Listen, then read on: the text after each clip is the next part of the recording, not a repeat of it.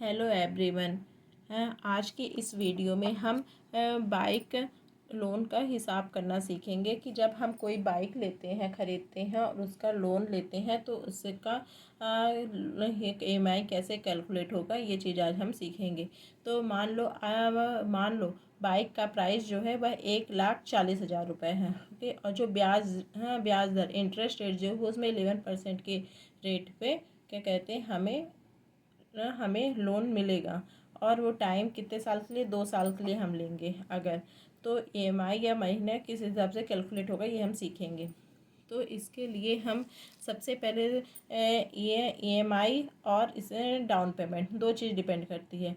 तो down payment, मान लो कि डाउन पेमेंट क्या होती है। डाउन पेमेंट वो होती है कि जो हम बाइक लेते समय हमें कुछ राशि जो होती है, बैंक हमेशा 100% जो होते हैं लोन नहीं करवाते हैं बाइक वाले, तो वो हमें कुछ डाउन पेमेंट देनी पड़ती है, चाहे वो 10,000 हो, 20,000, 30,000।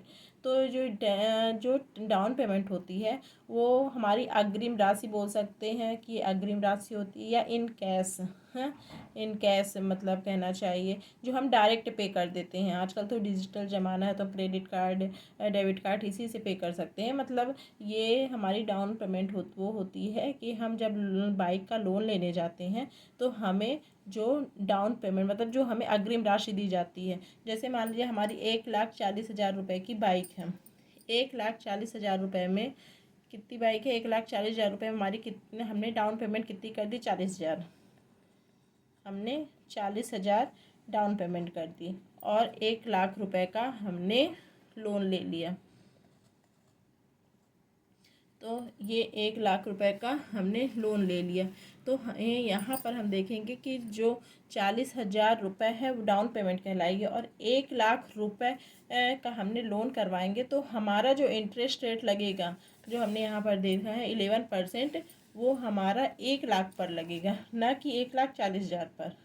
तो ज़्यादा से ज़्यादा ये होना चाहिए कि हम डाउन पेमेंट कर दें जिससे हमें इंटरेस्ट रेट एक्स्ट्रा ना देना पड़े। तो यहाँ पर 1,00,000 का हम देखेंगे कि 1,00,000 का 11% कैसे कैलकुलेट करते हैं। तो 1,00,000 का 11% करने के लिए 11 का 100% इस तरह कैलकुलेट होता है। 100%, सॉरी। ये तो यहाँ पर कितने हैं, इसको सॉल्व करेंगे तो कितना आएगा, 1,000 में 11 का इंटू करेंगे तो कितना आएगा, 11,000। 11,000 जो ये चीज़ है हमारा किस में होगा, ये पर ईयर के हिसाब से, मतलब 1 साल का ये हमारा निकला। कितने का निकला, 1 साल का। हाँ, 1 वर्ष का जो है हमारा कितना निकला, 11,000। अब इसी में 2 ईयर का कितना निकला, 11 और ऐड कर देंगे, तो 11 और 11 ऐड करेंगे तो कितना हो जाएगा, 22,000। ये कितने हो जाएगा, 2 ईयर का हो जाएगा। कितने ईयर का हो जाएगा, 2 ईयर का हो जाएगा। अब इसे में हमें कितने साल के लिए चाहिए, 2 साल के लिए। अब हम EMI कैलकुलेट करेंगे कि हमारा मंथली EMI कितने मंथ का होगा। तो मंथ में कितने ईयर होते हैं, मंथ में जो होता है वह 1 साल में कितने मंथ होते हैं, 12 महीने, और 2 साल में मिला के 24 महीने। तो हमारा जो होगा हम उसको कैलकुलेट करेंगे तो हमारा कितने मंथ में होगा, सॉरी ये 22,000 है। ओके, अब इसमें हम 1,00,000 में 22,000 ऐड कर देंगे। 1,00,000 में 22,000 ऐड कर देंगे।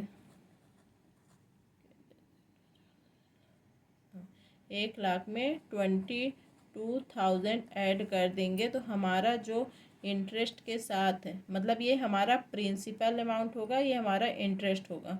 तो यहाँ पर हमें कितना पे करना है, टोटल 1,22,000।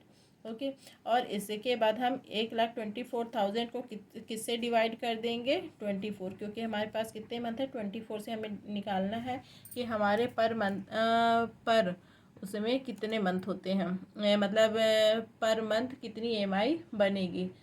तो यहाँ पर हम 1,22,024 से डिवाइड करेंगे तो हमारा यहाँ पर जो एज अ कैलकुलेशन करने पर करेगा 24 इंटू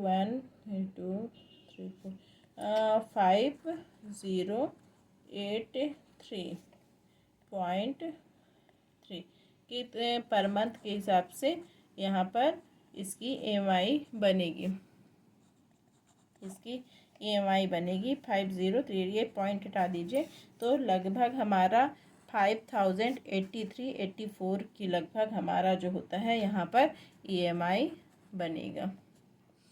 ये हमारा EMI क्या कहते हैं पूरा कैलकुलेट होता है। अगर अब के टाइम पे 2022 के बाद 20 के बाद 18 के बाद लगभग क्या कहते हैं हर लोन में हमें गवर्नमेंट को लोन में GST पे नहीं करना पड़ता। लेकिन क्या कहते हैं अगर हम क्या कहते हैं बाइक लेने जाते हैं तो हमें बाइक के रेट पे GST पे करना पड़ता है, वो भी 18% तक होता है, 18%। और इसके अलावा अगर लोन लेने जाते हैं तो हमें लोन की जो प्रोसेसिंग चार्ज होती है वो भी हमें पे करनी होती है।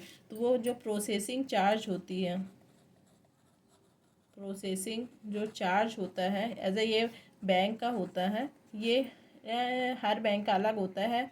1% से लेके ये 3% तक हर बैंक का अलग अलग चार्ज होता है। तो 1% से 3% तक का चार्ज होता है, ये एज ए लोन अमाउंट पर रहता है, तो ये भी हमें ही पे करना पड़ता है। तो इस तरह ये पूरी प्रोसेस जो होती है तो ये हमें देन ये एक्स्ट्रा चार्जेस होते हैं लोन की EMI के अलावा, लेकिन ये चार्जेस भी हमें पे करने होते हैं। Okay, thank you. अगर ये वीडियो आपको अच्छी लगी हो तो इसे लाइक करें, शेयर करें और सब्सक्राइब करें।